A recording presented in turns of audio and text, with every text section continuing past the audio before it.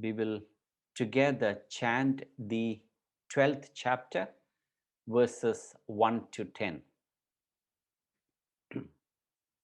अथ द्वादशोऽध्यायः Arjuna uvacha ekam satatayuktaye bhaktastvam paryupasate ye chapyaksharamauvyaktam tesham te yogavittamaha. Shri Bhagavanuvacha मय्यावेश्य ये माम् नित्ययुक्ता Ta upasate Shraddhaya parayopetaha Te me yuktatamamataha Ye chaksharamanirdesyam Avyaktam paryupasate Sarvatra gamachintyam cha Gudhastamachalam dhruvam Sanniyamyendriyagramam Sarvatra samabuddhayaha Te prapnuvanti mameva Sarvabhutahite rataha Keshodhikatarastesham Avyaktasaktachetasam Avyaktahi gatir dukkham Dehavadbhiravapyate Yechu sarvani karmani Mayi sanyasya matparaha Ananyenaiva yogena Mam dhyayanta upasate Teshadmam samudharta Mrityu samsara sagarat Bhavamina chirat partha Mayyaveshita chetasam Mayyeva mana atatsva Mayi buddhim niveshaya Nivasheshyasi mayyeva Adha urdhvam na samshayaha Adha chittam samadhatum Na shaknoshi mayi sthiram Abhyasayogena tataha Mamichaptum dhananjaya Abhyasebhya samarthosi मत्कर्म परमो भव Tamavikarmani Kurvan siddhimavapsyasi.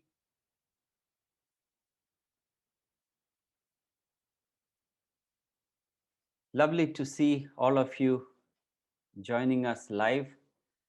Hariom Nirod, Mikshan. Hi, Siana. Hariom. Hariom Roshni. Lovely. It's absolutely wonderful to see you all live. Uh, just in case you didn't know, you have the option of, I prefer you having the speaker option, that is right top corner, you will see the little square which says view. If you click that, you have the option of speaker option or you have the gallery, right? So if you choose the gallery option, you can see the entire audience. And if you choose the speaker option, you can see the speaker's face. At the moment I'm speaking, when somebody asks the question, that face will pop up. All right, so you have that option. And what else? Any other? And you know how to mute and unmute. When you ask a question, you can unmute. I'm sure you're familiar with that. Or you're welcome to drop your questions in the chat box if you prefer, and your answer as well. All right. All right. Bhakti is translated as devotion.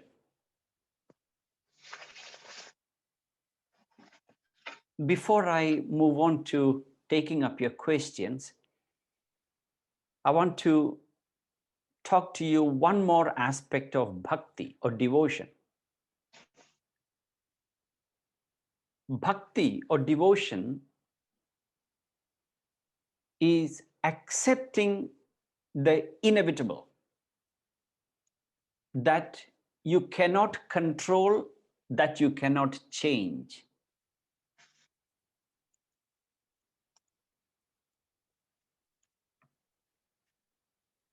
Bhakti or devotion is that ability to accept gracefully what you cannot change by understanding the bigger plan.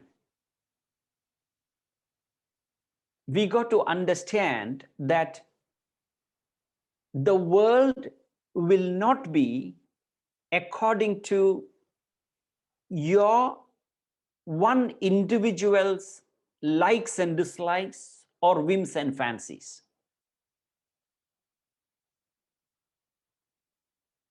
The world is designed in a particular way that benefits the entire universe.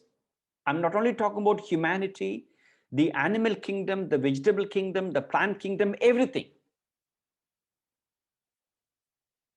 When you complain about heat,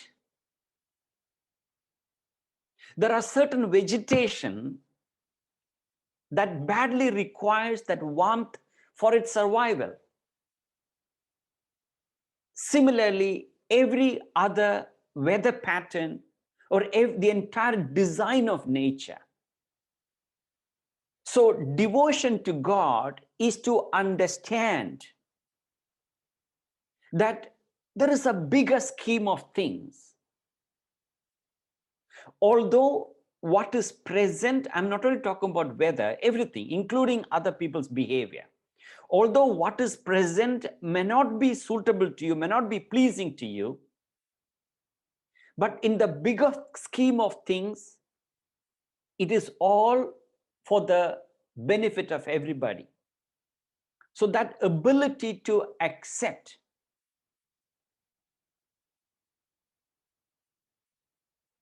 the opposite of the ability to accept. What will be the opposite of ability to accept?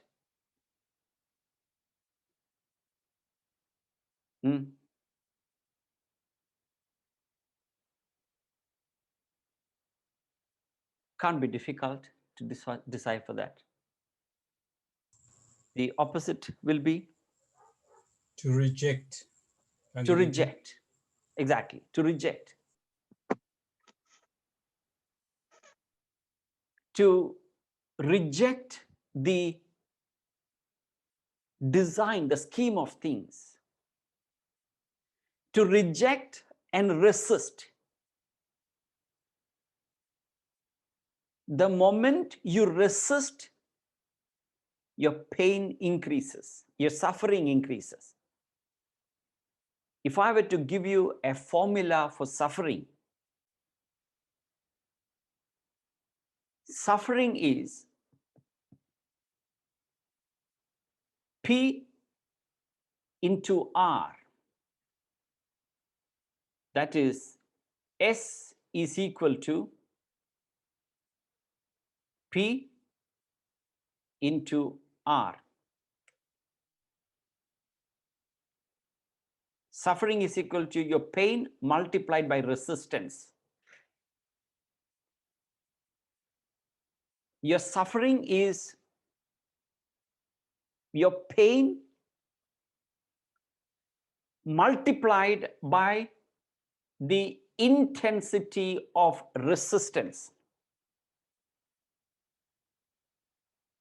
The more you resist, greater will be your suffering. I'm talking about resisting the inevitable.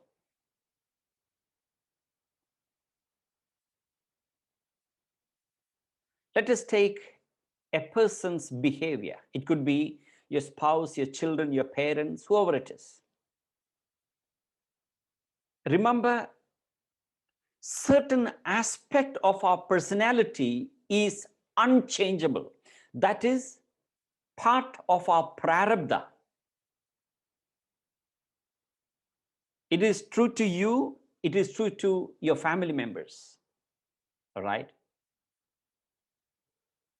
Those aspect of their behavior, you have no choice but to accept it.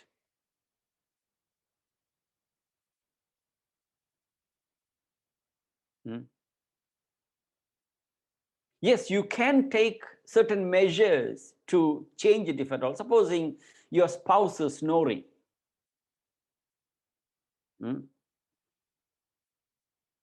Fight can start from there, isn't it? From the smile I can make out who are all. Right? That is a biological function. It can happen to anybody, isn't it? Now there are certain medical treatments and drops, etc., available to reduce your snoring. All right. That's still a bit more gross or mundane example, but there are so many other aspects.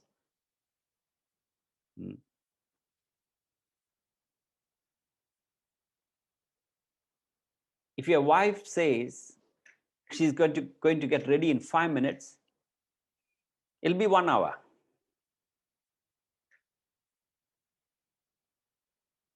And if your husband says he'll be back from work in 5 minutes, it'll be 2 hours. All right.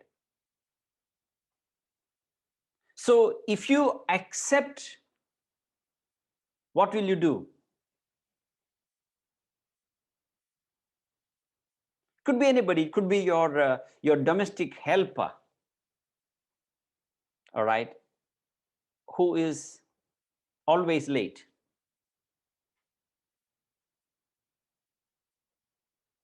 If you resist her behavior, what will happen to you?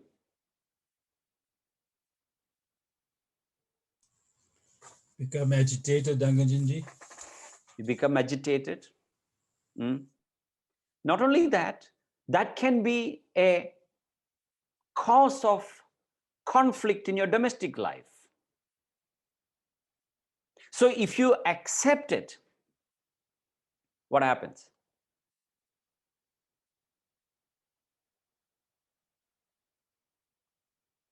If you accept her behavior, what will you do?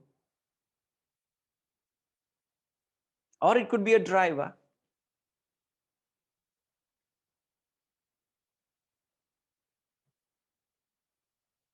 If you accept your behavior, what will you do?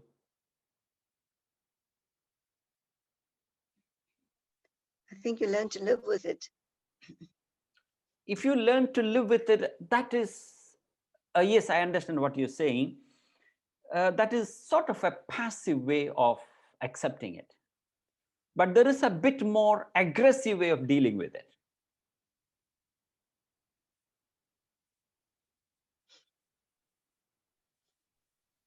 Then you look for a solution or an alternative. And that is, Aditi ji? for example, if it's a helper or maid, then you will find a way to do whatever she's been doing. You'll find a solution to that problem. Yeah, I'm looking at an you find a alternative. solution. Give me a solution. I have a problem.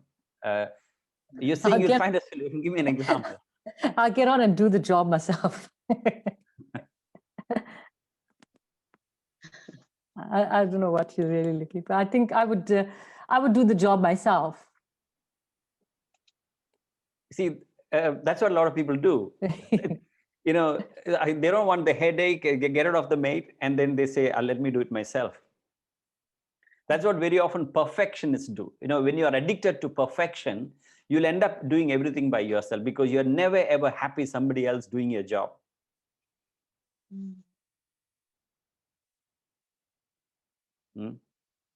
Nirudh, if your driver comes late, what will you do every day? Yeah, Prof, I'll make him work extra hours. All right. You'll make him work extra hours, but you have a delivery. You have a furniture consignment to be delivered at 8 o'clock and he pitches up at 8:30. In that case, I'll have to jump in the vehicle and do it myself. But you'll probably have to reprimand him so that he doesn't do it You again. can reprimand. Is that Geeta ji? All right. Yes, You know, yes. reprimand him, you can punish him, you can cut his salary, etc. But some people don't change. See, the point is, I'm talking about when you accept, you experience a peace and serenity in you, you change your reaction. So if you're a driver or your domestic helper supposed to come at 8 o'clock and she's coming every day 8:30, half an hour late, you simply change. Your time is from 7:30.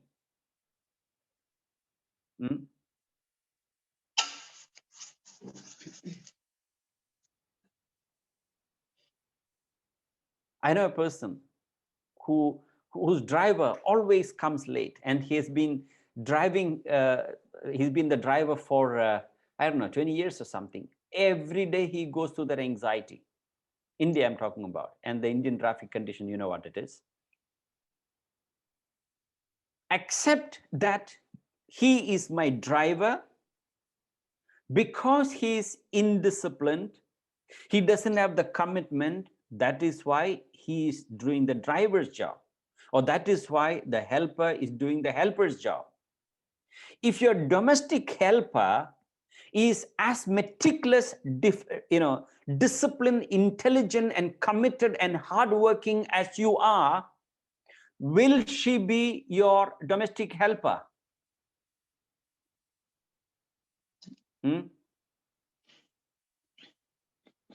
Hello? No. Will she be your domestic helper? No.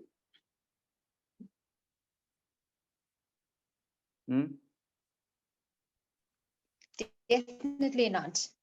Definitely not. That is accepting. I mean, you go down to her level and accept it, so you change your approach. Not saying, okay, I don't want the domestic helper, let me do everything myself. That is a bit of passive way of doing it, all right? You'll be even more frustrated. So bhakti, I mean, this is only one or two examples that I'm highlighting. There are umpteen number of things in life that we reject. The moment you resist, remember, whatever you resist persists. So mentally, you got to develop a sense of acceptance. And then you steer yourself. Bhakti involves a spirit of acceptance of what you cannot control, what is beyond your control. Is that okay?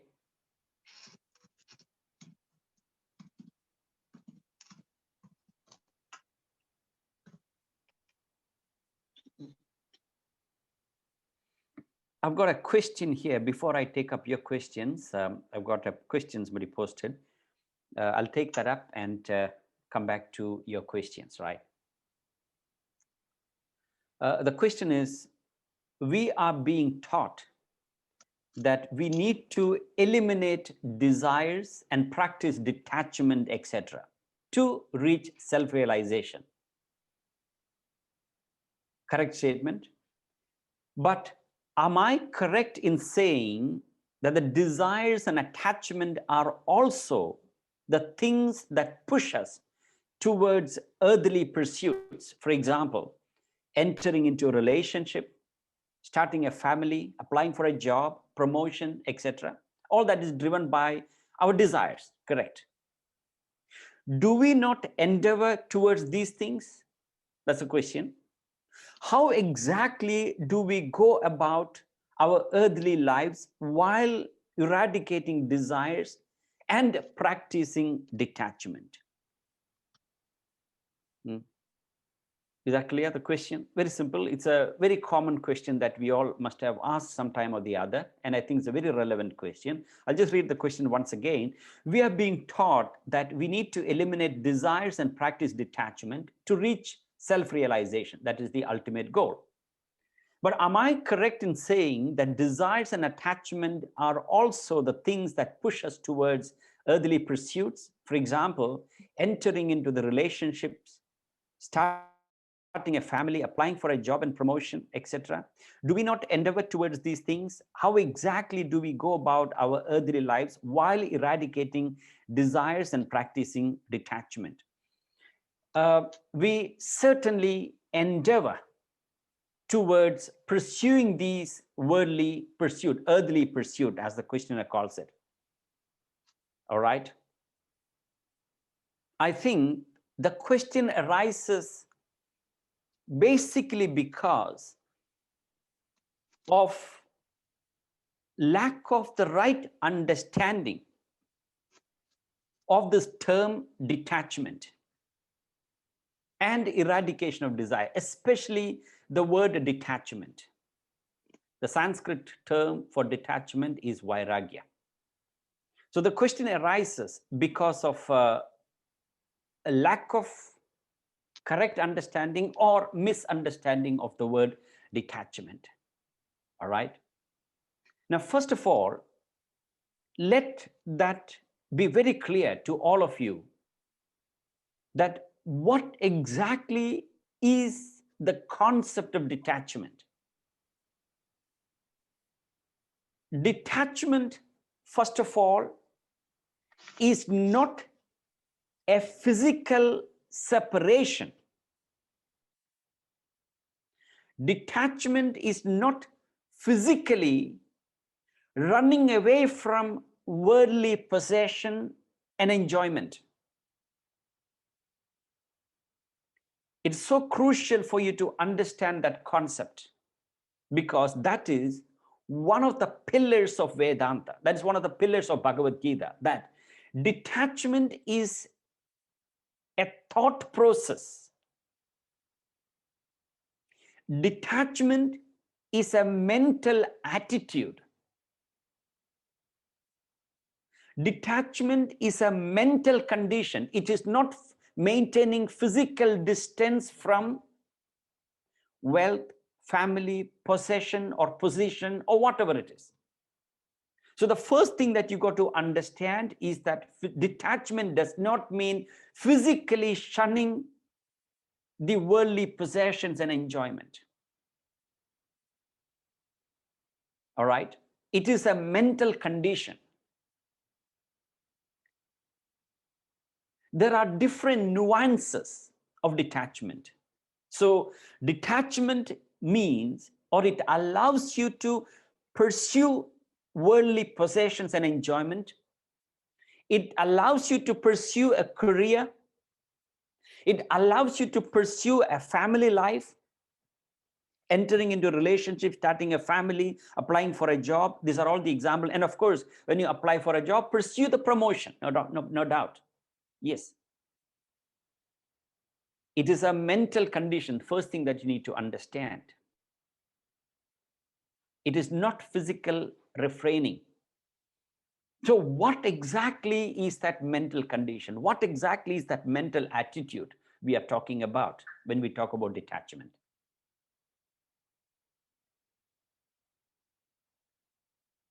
Number one, it is that ability, that mental ability to let go what you can't change or what you can't control.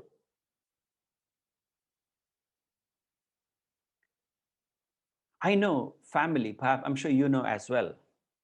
I remember one lady particularly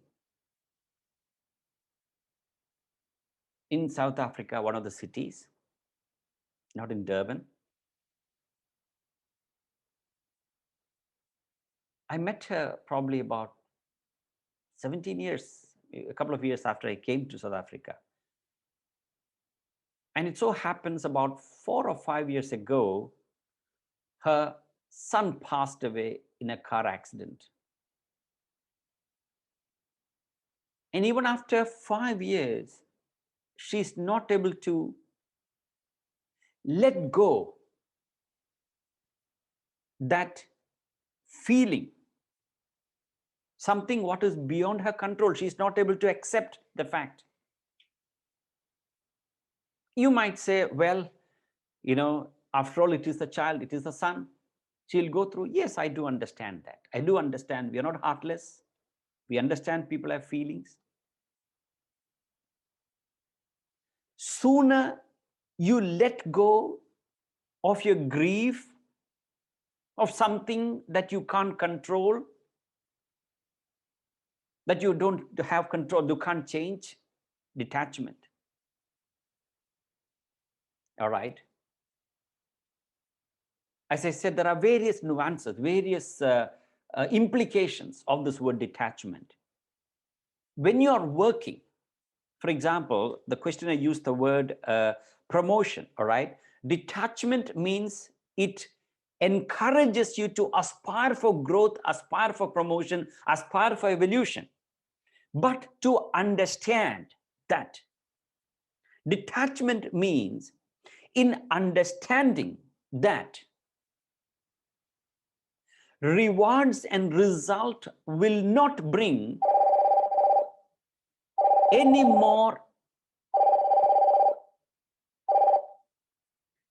sorry. Detachment means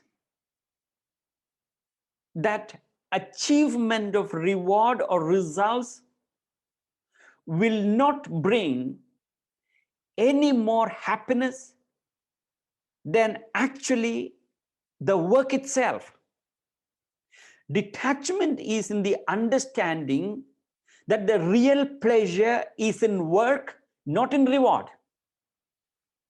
I know most of you will find it very difficult to digest this fact. The detachment means the real joy is in working, not in the result. It is like climbing the hill. When you are trekking, when you're climbing the hill, the real joy is in trekking, not seeking reaching the summit. When you're working, so aspiration, you got to aspire for it. You got to have a goal in life, no doubt. All right. Detachment means your ability to control the ego. That understanding that I am only a spoke in the wheel. Remember, the whole universe, the whole world is like a wheel. Like a bicycle wheel, I've got several spokes. I don't know how many spokes there. So each one of us, or you are simply one of the spokes. Every spoke in the wheel is so important for the wheel to turn.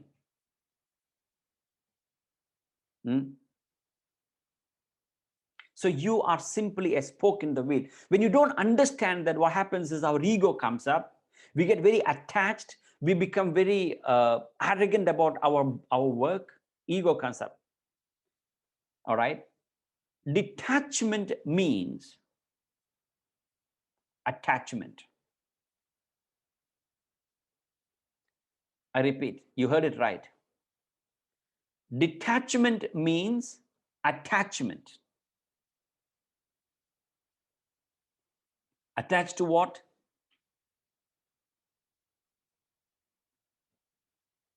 To something higher. That's it. Detachment means attachment to something higher. When you have a higher ideal, a higher purpose, what is a higher ideal? What is higher purpose? Something that is beyond yourself. Something that is beyond yourself, your family, and I might say your dog. Most people, their circle of interest confined to my wife, my children, my dog. That's it. They can't think beyond. So when you are attached to something higher, a nobler, a purpose, a higher cause, when you develop a passion for that, you will automatically develop a detachment. So when you're pursuing a career, maybe a job, and you're seeking promotion, no doubt, why are you seeking promotion? Is it because you want more money, you want more power? No, you're seeking promotion because you believe that you can add more value in that organization. All right. Attachment is an attitude of dispossessiveness in your possessions. Family is allowed. You can have a relationship, you can have a family, you can have a job, you can have wealth, you can have possession, everything. But an attitude of dispossessiveness in your possessions,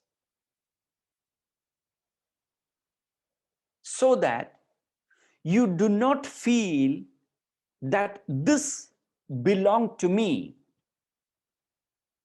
You feel that whatever you owe belong to nature. Whatever you owe belong to the universe. Your child don't belong to you. It belongs to nature, belong to the universe. Your possessions don't belong to you. It belongs to the universe. But you are simply a trustee, taking care of those possessions. It could be things or beings. That is the attitude of dispossessiveness in your possession. So when you ask, am I correct in saying desires and attachment are also the things that push us toward earthly pursuit? For example, entering the relationship. Yes, it is the desire, all right? But when you're attached, what happens is, remember, attachment brings anxiety, attachment brings pain.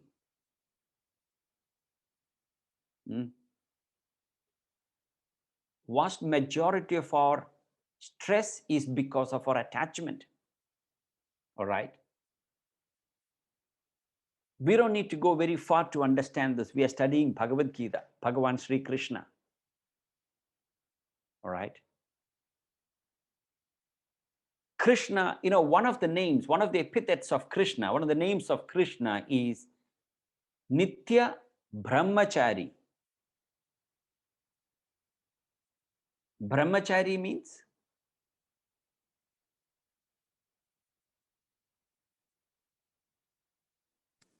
Moving to the infinite. Brahmachari. Yes, you have given me literal meaning. You're spot on. Brahmachari, the Brahmani charati idi brahmacharya. Literally, that is true. Brahmachari means one who's moving towards the infinite, right? But in common parlance, in general understanding, when we say brahmachari, what do we say? Who's a brahmachari? Celibate. Celibate. One who's celibate. Correct. Someone who's not attached. Yeah. Correct. Celibate. So Krishna's name is Nitya Brahmachari. That is perpetual celibate. All right. And how many wives he had? Sure. Hello? A couple of thousand. Not a couple of thousand. All symbolic. Krishna had 16,008 wives. Yeah. If somebody can manage 16,008 wives, it has to be God.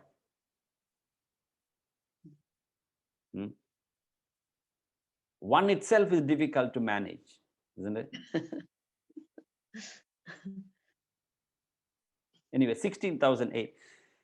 They are all symbolic, not to be taken literally. We don't start there, all right? Yet he's called a Nitya Brahmachari to convey, you find such paradox, glaring contradiction, paradoxes to convey that detachment is not the absence of possessions.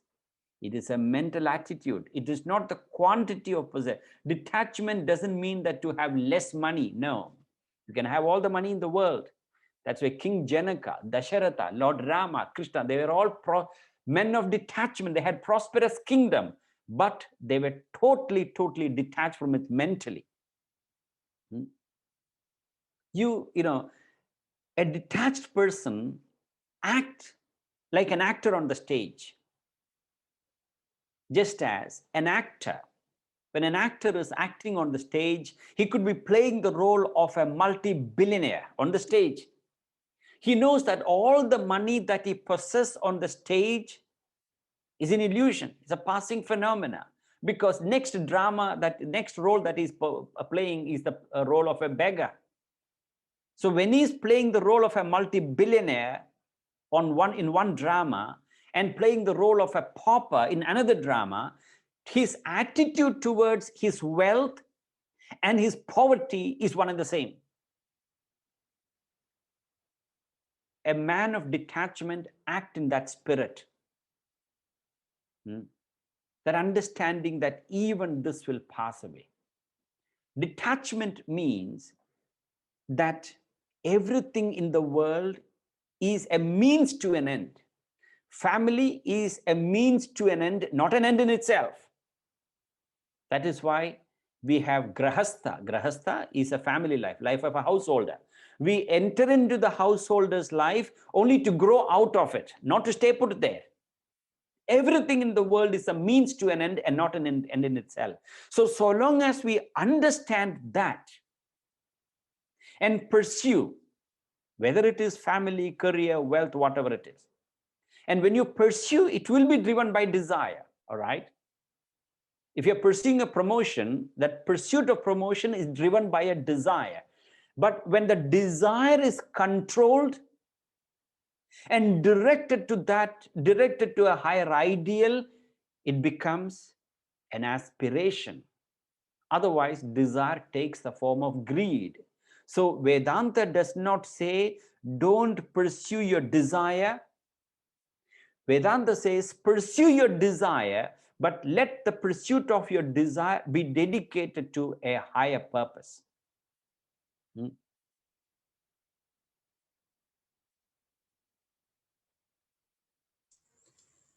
All right. Angajanji, sorry, I have a question.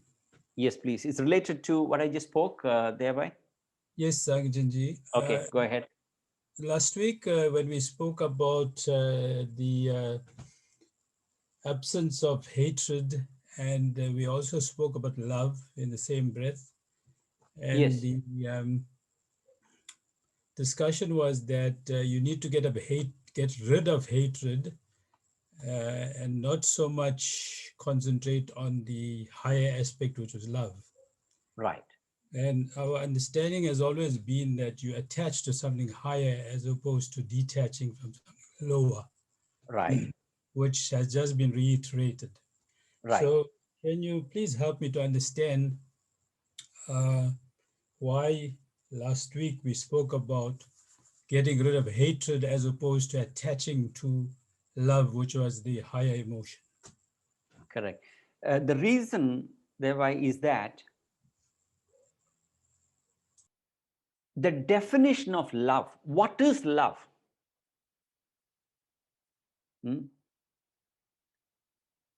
It is so difficult to define. The moment we define the word love, we bring that love to the level of an emotion that you feel towards a person or a group of people. When you love somebody, or when you love a group of people, or when you love the whole humanity, automatically you tend to have a barrier of hatred.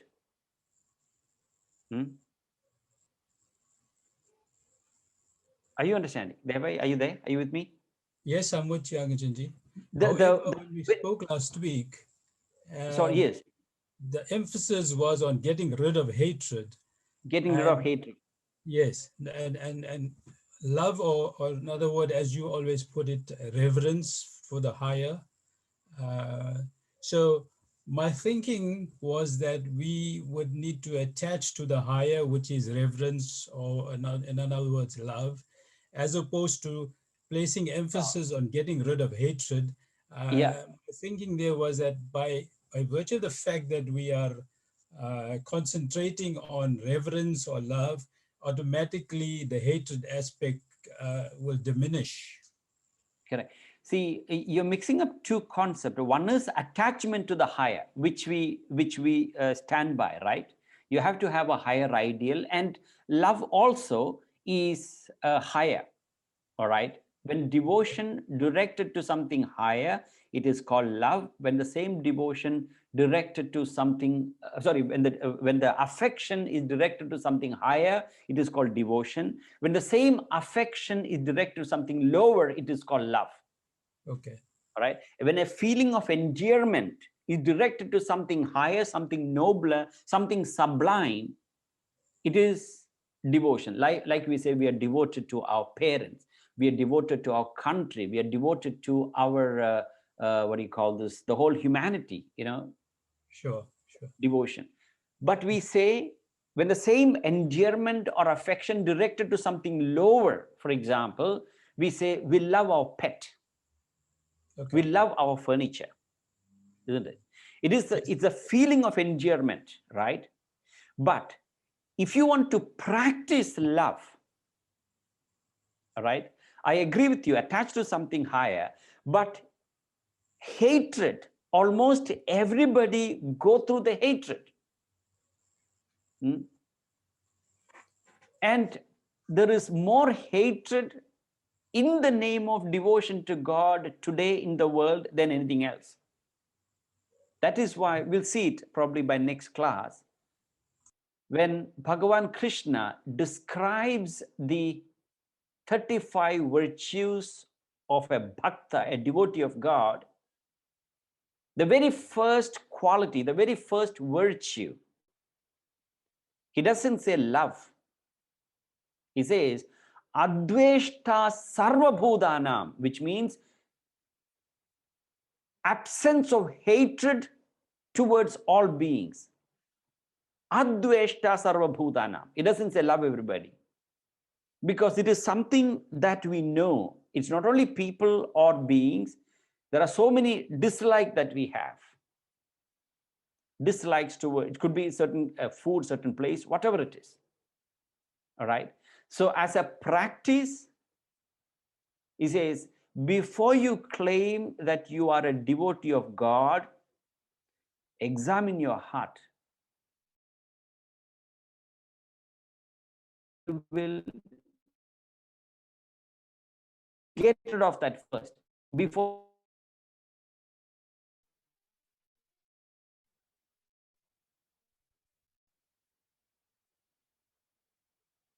So attach higher, yes, it is. But in order to practice, it is much easier to get it off. And I gave you the analogy of, you remember the analogy there, right?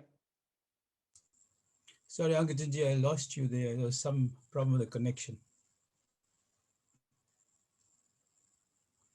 You remember the analogy? No, I don't remember. I apologize.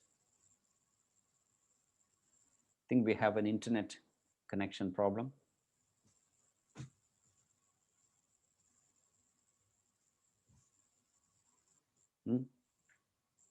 No? Deva, are you there? Can you hear me, Angajanji? I can, yeah. Sorry, remember the analogy that we gave ourselves? We'll repeat the analogy. Sorry, I don't remember. All right. I bring you a basket full of marbles of two colors. All right. I have blue marbles and red marbles, and a whole basket of them. All right. Thousands. I ask you, can you please segregate all the red marbles from the mixture of blue and red marbles? And you tell me that, Angajan, I'm so sorry, I'm colorblind, I can't see red color. Then I tell you, okay, don't worry, take away all the blue marbles. All right. When you take away all the blue marbles, what remains is red. So when the Shastras tells you love, but then the concept of love that we have is very limited. That is why Matthew Arnold said, love is but an emptier sound, modern fair one's jest, on earth unknown, or only found to warm the turtle's nest.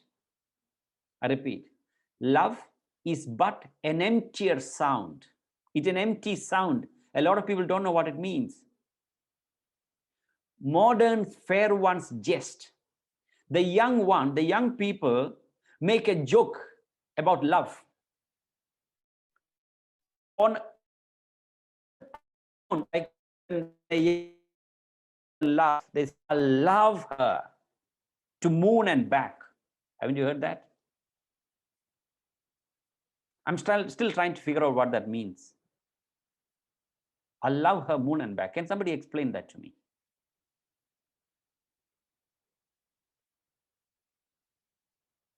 Hello? None of you fell in love? Hari Om. Jared, can you Angajanji, please explain? maybe at that point it's infatuation.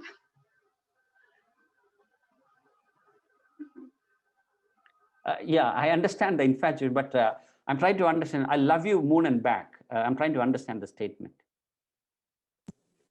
Maybe it's so vast. My love is so vast. It covers the moon and the universe. Sorry? I don't know.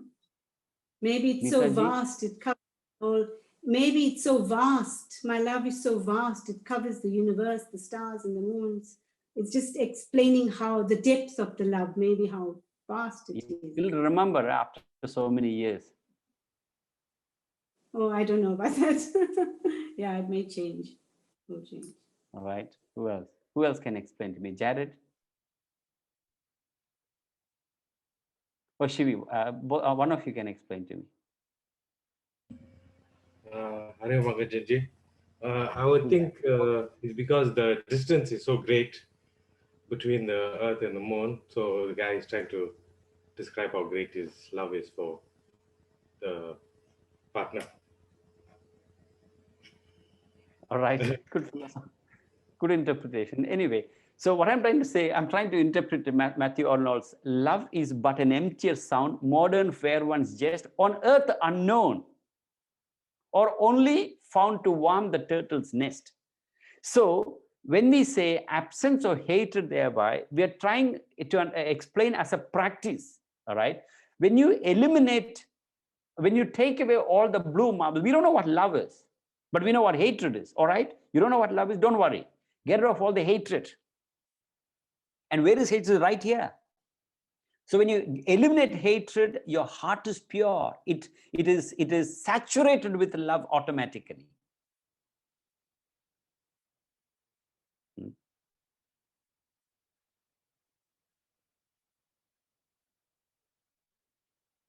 Devai, you get some idea? Yes, I do have some idea, Angajanji. Probably in the next 3 or 4 births, I'll get it right. To understand love alone, you want to take 4 births. Or even more. All right, never mind. All right, think about it. All right, reflect upon it.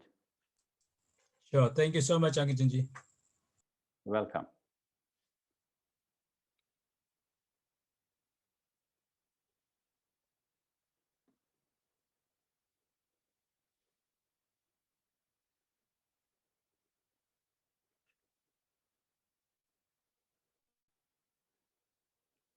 Okay.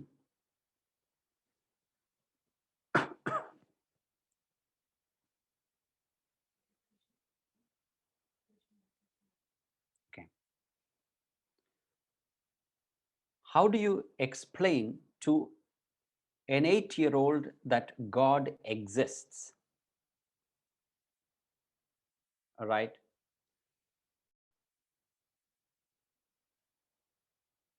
See, when you want to explain the presence of God,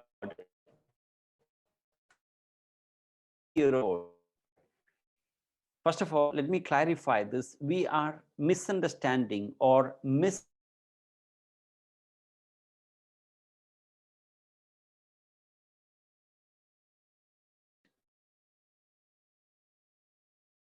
difficult to explain the presence of God to a 50-year-old compared to 8-year-old. So regardless of that, all right,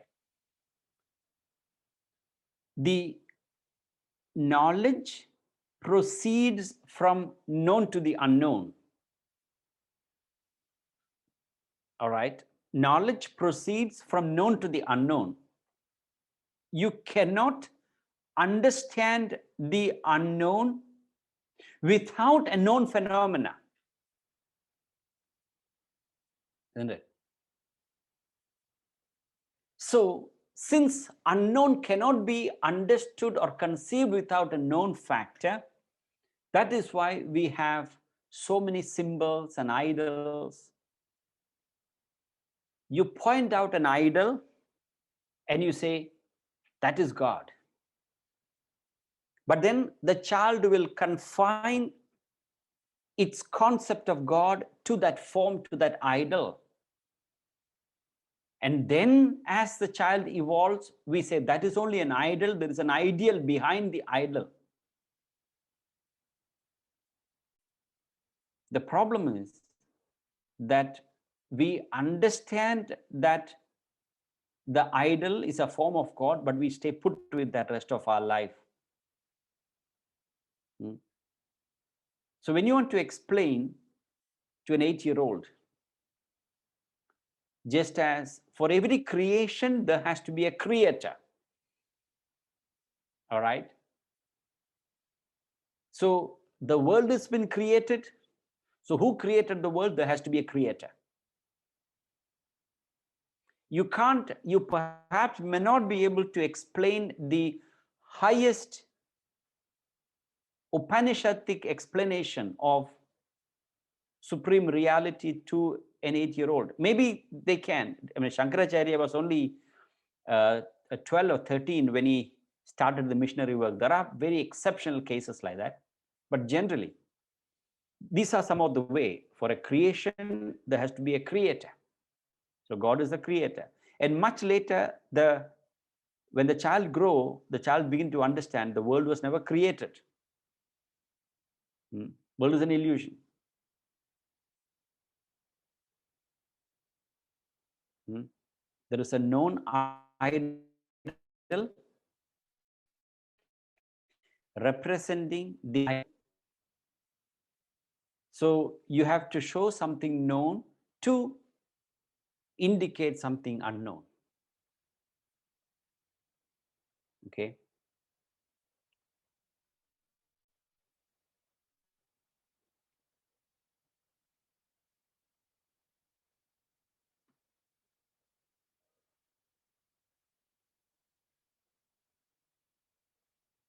All right.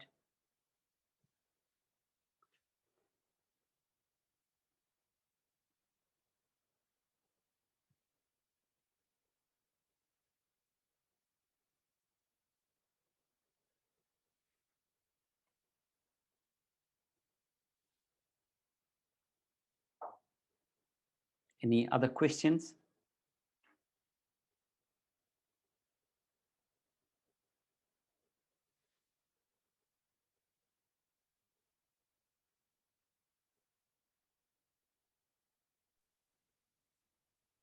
Shri Angajanji, can I ask something? Go ahead. If I appreciate something beautiful, is that my ego or my essence? And if you can expand on the meaning of essence. if you appreciate something beautiful, is that my ego? Yeah, or my essence. And if you can explain the meaning Or of essence. you want to know the meaning of essence? Mm-hmm. Essence with reference to, like we say, your essence is divinity, God. Are you talking in that sense? You made Yes. a statement if you appreciate ego.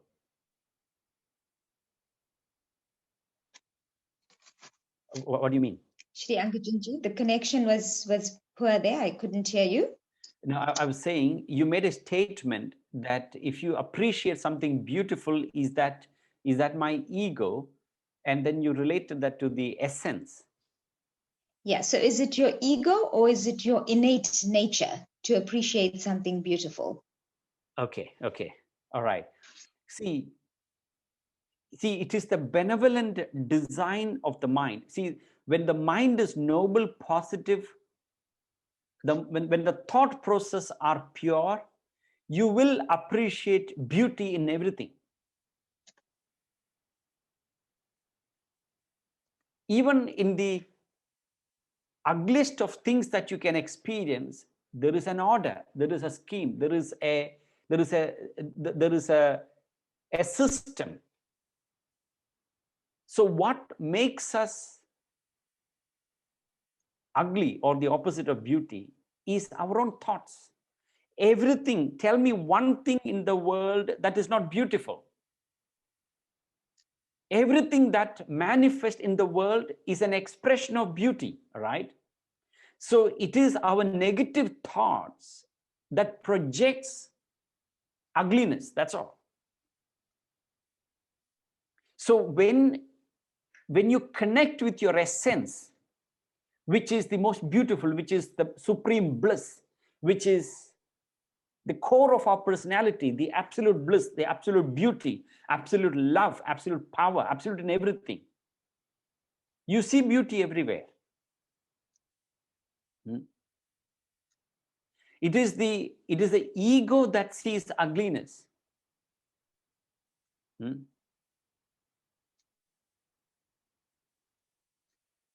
The ego projects ugliness.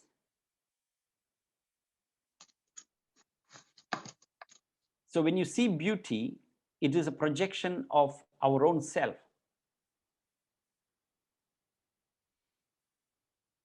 Okay. Thank I you, think Shri Angajanji. we seem to be experiencing some kind of interruption. I think it is the Wi-Fi on our side. All right. So please bear with me. All right. Krishan, were you asking something? No, I was just saying thank you, Shri Angajanji. All right. Is it your Wi-Fi or your wife, Angajanji? No, wife's eye.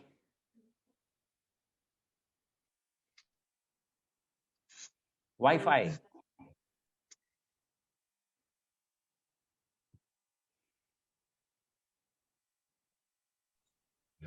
Hariyame Angajanji.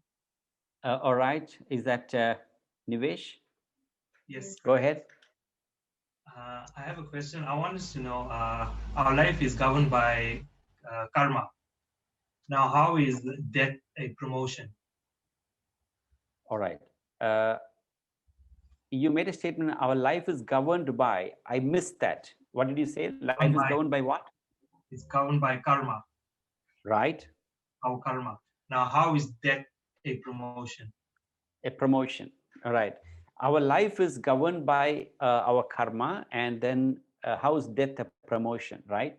Now, we always maintained, whenever we discussed the concept of life and death, we discussed that life is not the beginning of life, death is not the end of life, all right? Life is a continuous process of change, and death is not the end of life, it is a process of renewal. So Nivesh's question is, and we also mentioned that death is a promotion, all right? How is death a promotion, right? Now, what happens is, Nivesh, each one of us, all right, you and me and all of us are born in this world with a set of desires, a bundle of desires or karma. That is called our prarabdha karma. All right? You came into this world to exhaust that. That will go anyway, whether you like it or not. You're born, you will exhaust. And of course, once you exhaust that prarabdha karma, your physical body drop dead. We leave this embodiment and reborn in a new embodiment. And then what happens is, when your physical body and the environment are no more conducive to express your desire, when your physical body and the environment is no more conducive to express your desire, your causal body and the subtle body leaves this body, this physical body, only to find a new environment, a new body. That is called the death of this body and the birth of the new one. Let me explain to you. All right. Do you like cricket, Nivesh? Nivesh asked this question, right? I didn't see the exact face. Yes, correct. I asked. You like? Sorry, you like cricket? Cricket. No. So no? No. No, not so much. I'm not a big fan of cricket. None of you. No. Rajbhai, father? Yeah, no, I like cricket. All right. Okay. We want a football side. So, sorry, although you are a football fan. More on the football side. And that is Man United? Man United. Yes. Not Liverpool. No.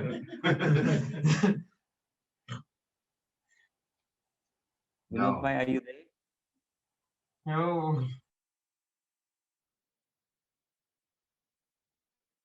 All right. All right. Let me stick to the example of cricket. Supposing, Rajbhai, you like cricket, and you know South Africa has never won World Cup. All right. And as a patriot, as a devout South African, you want to win the 28 Cricket World Cup for South Africa. You want to prepare. And you want to lead South African team in next, or not the next one, the after next, the Cricket World Cup. You want to lead South African team to Cricket World Cup to win. Is that possible, Rajan bhai?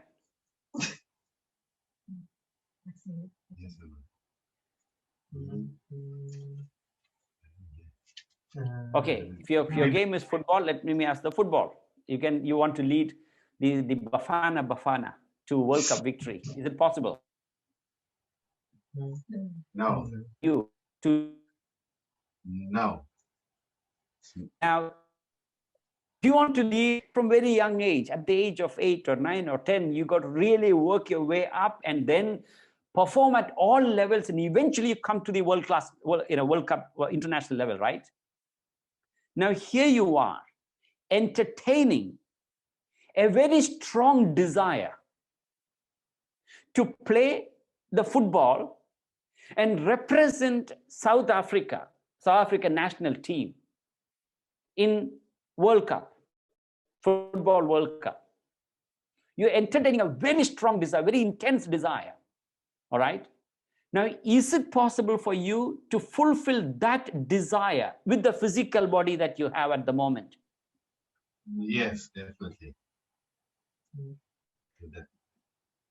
Is it possible? Is that what you're saying? Not possible. Not possible. Not possible. Okay, okay. You stumped me almost. All right. Because your physical body is not suitable. Your body is, I'm not saying it's grown too old, but it's not suitable. It's not suitable to play football, right? That's all I'm saying. But here you are entertaining a very strong desire. So your desire is so strong and the physical body is not suitable to express that desire. If you continue to entertain that desire, chances are that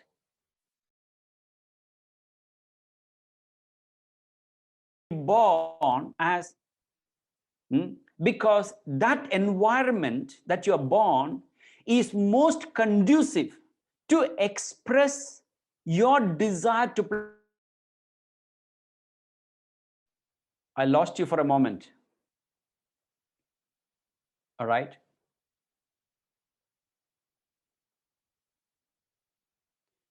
Rajan Bhai, do you understand that example, Nivesh? Yes. Yes, I do. Yeah. Thank you. See, here is a situation where your mind is entertaining a very strong desire, which the physical body cannot fulfill. All right. So when the desire is so intense, so strong, that desire will drive you from this life to a new life where you will be provided with a physical body, an athletic body, using which you can exhaust your karma, your desire to play football. Is that a promotion or not? It is a promotion. As simple as that.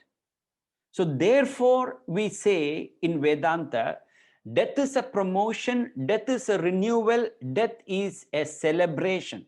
Of course, we don't expect or we don't wait for people to die, but you got to look at death from that person's point of view, not my point of view. When you look at death from my point of view, oh, I lost my loved one. Look at that person's point of view, that person is promoted. Is that okay? Shri Angajanji, Yes. can I ask a follow up on that question? All right. So this is a very a positive example of death being a promotion.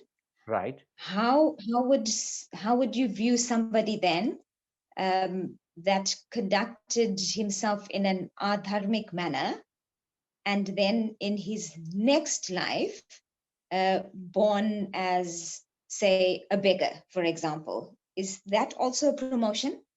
That's also promotion. That's also promotion. Supposing you are entertaining a desire, there are, you'll be so surprised to know, remember, our life is governed by a desire. There are people who entertain desire that I wish I don't have to work. I don't want to work a single day, and I want to get money without working. Krishan, are you there? Yes. If a person continuously entertain a desire to make an income, make a living without working, chances are that, there's a person who entertain a desire. I want everybody else to do their business and I must be earning money. And he entertained such a strong desire that everybody must run the business and I must earn money. And what happened? Next Janma, next life, he was born as a toilet cleaner. While everybody is doing the business, he was earning an income.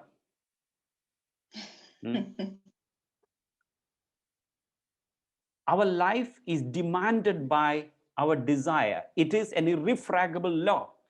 But how we are, see, that's why we should be so careful how you entertain the desire. Now, today, a lot of people, if you go to the casino, Suncoast, I was told, 95% of the people who patronizes the casino are not the rich people, but the pensioners.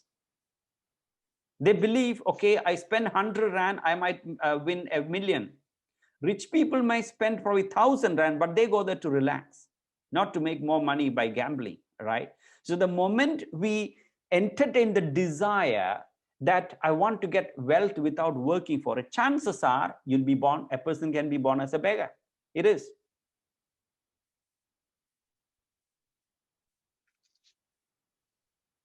There is a video that I've recorded recently. It's on the YouTube. You may want to watch that. If you have signed up, what do you call this? If you subscribe to my YouTube channel, you must have been notified about it. You may want to watch that. All right. Dev, let's have a question here. In chapter 11, Arjuna has the vision of the cosmic form, right? But we learn that God is all-pervading and formless, correct? So what really does Arjuna see? Whose question is that? Is that Trusha's or Vidartha? Anyway, it's a question that I posed in the assessment. All right. Since you already submitted your assessment, I can give you the answer. Okay. Now, the question here is that, but we learned that God is all-pervading and formless. So what really does Arjuna see?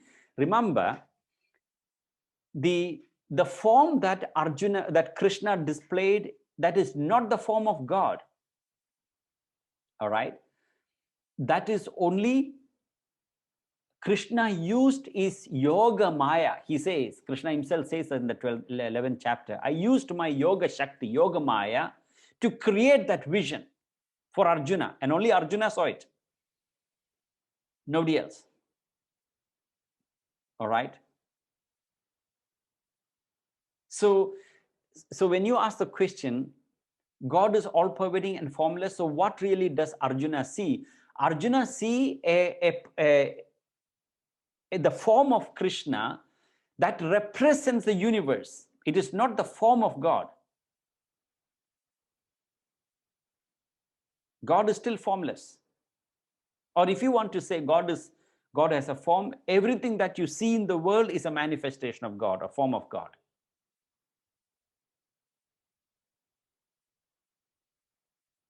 So when you ask the question, what really does Arjuna see? In the 11th chapter and the 10th chapter, it is explained what all Arjuna saw.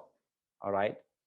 All the gods, the Indras, the Maruts, the demons are sticking between the teeth. These are all the description. All right. Obviously, that's not the form of God. So you must remember, when we study the Bhagavad Gita, especially these chapters, you must always keep the background in mind. Arjuna did not want to fight. All right. And he asked many questions, and Arjuna, he was in his emotional state. So Krishna showed that Vishwarupa, just to inspire, motivate Arjuna to action. So God still remains formless. Is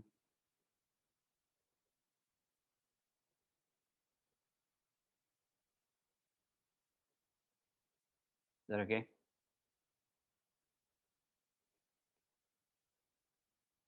All right. All right. We have a connection problem. So I just want to give a quick update regarding your assessment. All of you have submitted, and thank you. A couple of you delayed, but that's okay. I understand it's been a difficult time for many of you. And it's been a very, most of you, or quite a few of you have come back and gave me a feedback. It was difficult, but it was very exciting to write those answers, to study those. It has actually forced you to go back to the chapter in greater depth, right? Do all of you share that sentiment? That it was, although it was tough in many respects, but it was enjoyable.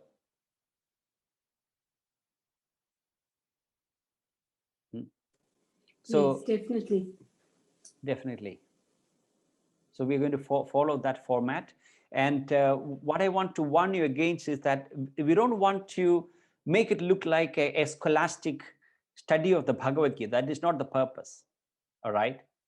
The purpose is still to understand the essence, apply it in our practical life. So this is one of the exercises that sort of forces you to go back to some of the verses. Thank you, and I'll come back with the response with those assessments in due course. All right. I will meet you. Any questions? All right. I'll meet you next week, Tuesday.